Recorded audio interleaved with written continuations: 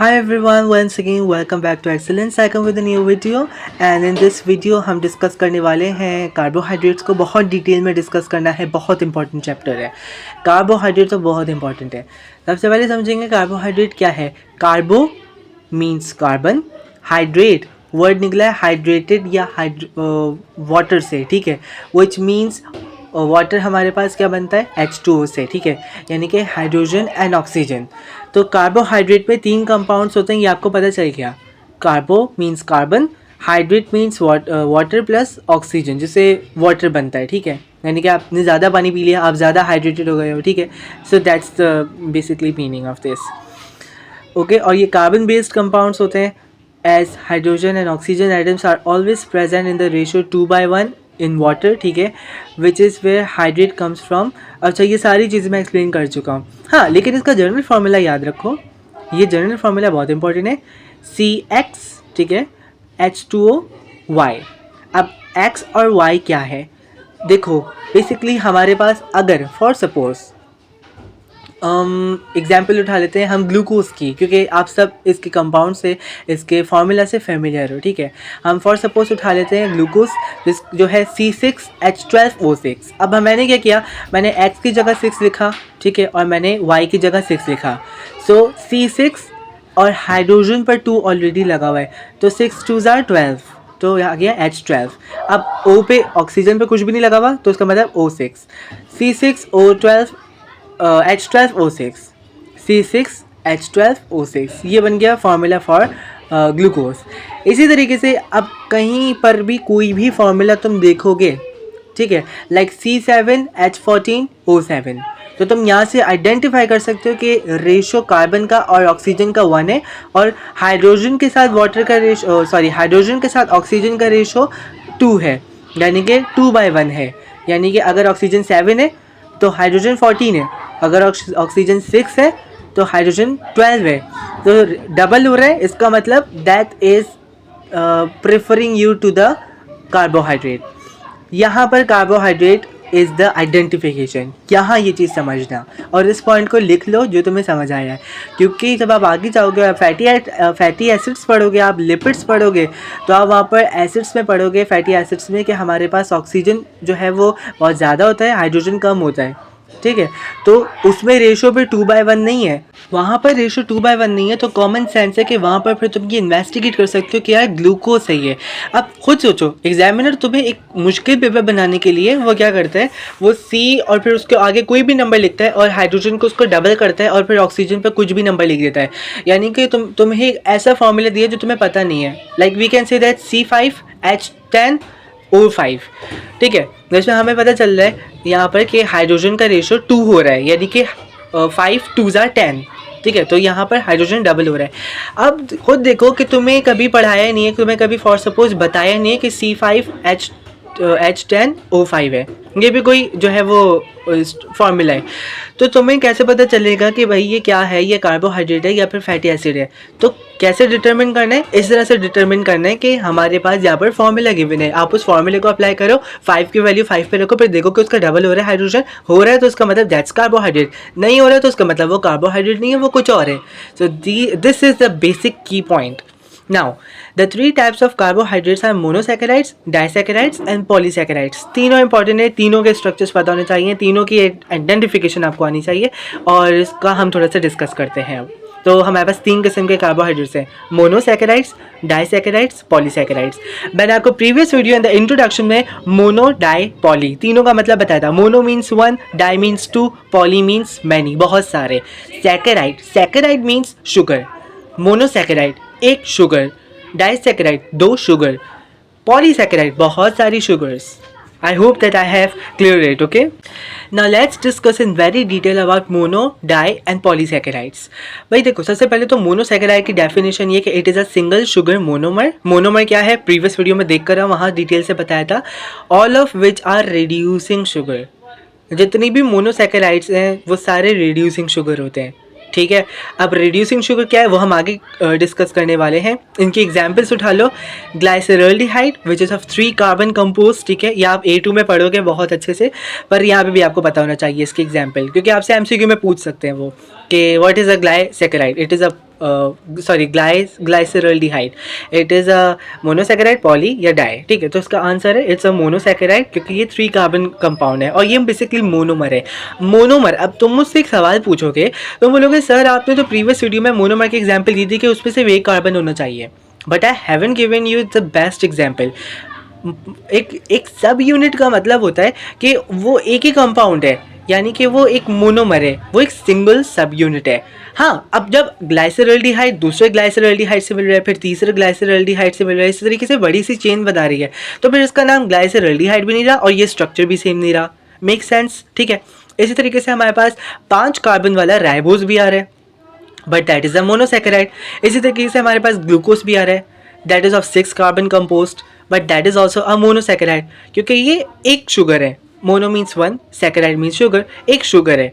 हम ये नहीं कह रहे कि ग्लूकोज जो है वो बहुत सारी शुगर्स को बनाकर मिला, नो। लेकिन अगर हमारे पास glucose plus ribose plus glucose, तो फिर कहूँगा कि ये एक बहुत बड़ी सी शुगर है, यानी कि ये शुगर है, मैक्रोमोलिक्यूल है, या फिर may be it's a polymer, लेकिन ये बहुत सारी शुगर्स को मिला के बना है। और वो बहुत सारी शुगर्स क्या है, छोटे छोटे से सब यूनिट है ग्लूकोज के, ओके। लेकिन अगर सिर्फ ग्लूकोज है तो ग्लूकोज सारे शुगर से नहीं बना, ग्लूकोज एक शुगर है। जब आप एक शुगर को दूसरी शुगर से ऐड कर दोगे, आपकी बड़ी सी शुगर बन गई, इसके अंदर छोटी छोटी सी शुगर ऐड है।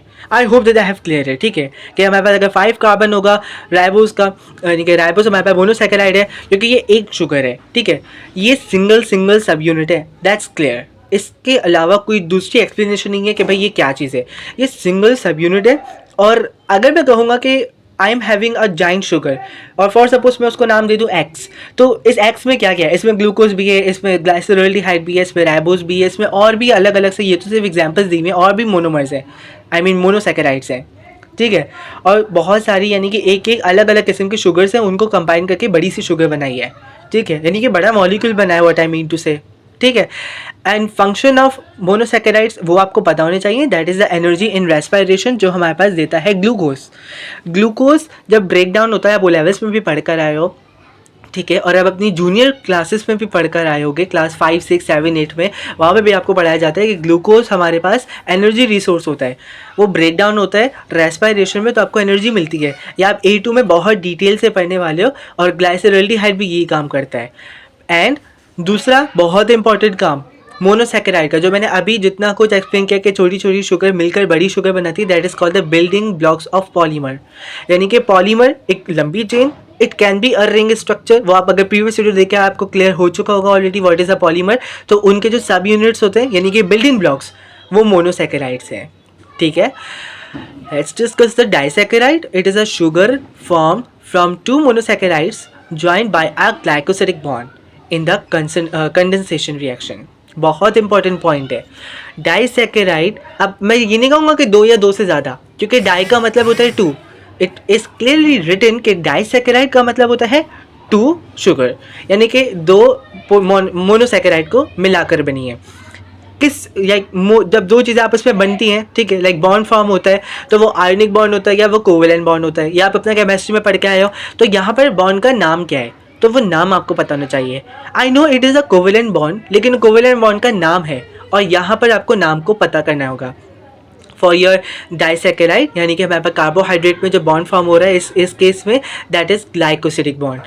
और इसके एग्जाम्पल्स भी याद कर लो, दैट्स द माल्टोज। अब गौर से देखना, माल्टोज हमारे पास डाइसेकेराइड है, यानी कि इसमें 2 शुगर ऐड होंगी, यानी कि 2 शुगर मिलाकर, और 2 शुगर ने आपस में बॉन्ड बनाया है, उसके बाद जाकर हमारे पास ये 2 शुगर वाला मॉलिक्यूल बना है, ओके।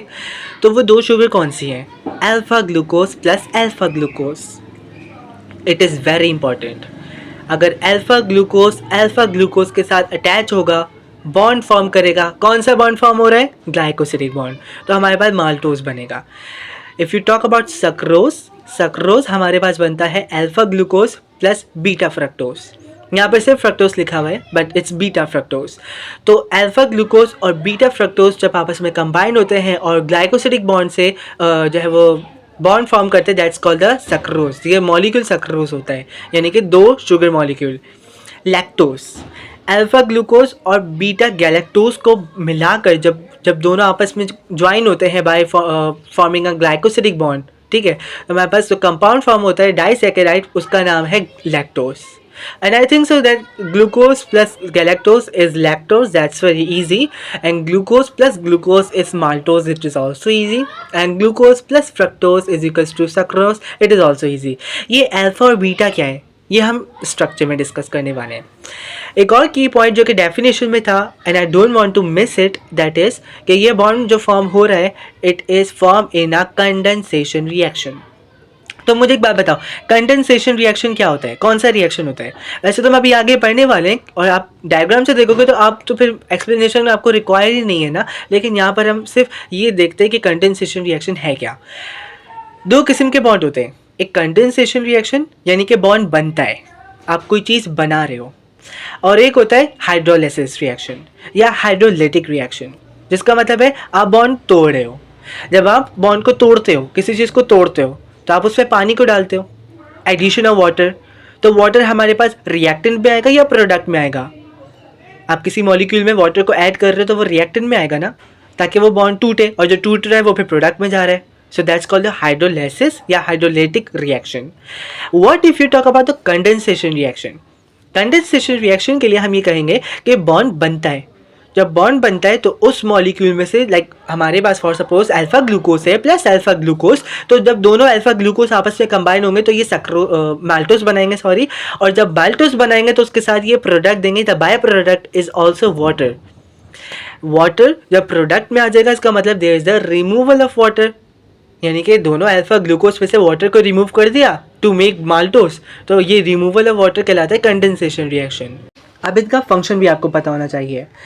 जब हमारे पास माल्टोस होता है वो हमारे पास शुगर इन जर्मिनेटिंग सीड्स होता है. आप A2 में इसको पढ़ोगे वैसे, लेकिन आप AS में भी याद रखो कि माल्टोस हमारे पास शुगर जर्मिनेटिंग होता है, यानी कि शुगर इन जर्मिनेटिंग सीड. जो सीड हमारे पास जर्मिनेट करते हैं, उगना शुरू करते हैं, ग्रो करना शुरू करते हैं, तो उन सीड्स में हमारे पास जो शुगर होती है वो माल्टोस होती है. मैमल मिल्क शुगर, हमारे पास जो ब्रीस्ट मिल्क होता है, ठीक है, in the females, that is the lactose. Lactose हमारे पास हम मिल्क शुगर भी कहते हैं, इसको नाम दिया हुआ है मिल्क शुगर, ठीक है, यानी कि मैमल मिल्क शुगर होता है ये.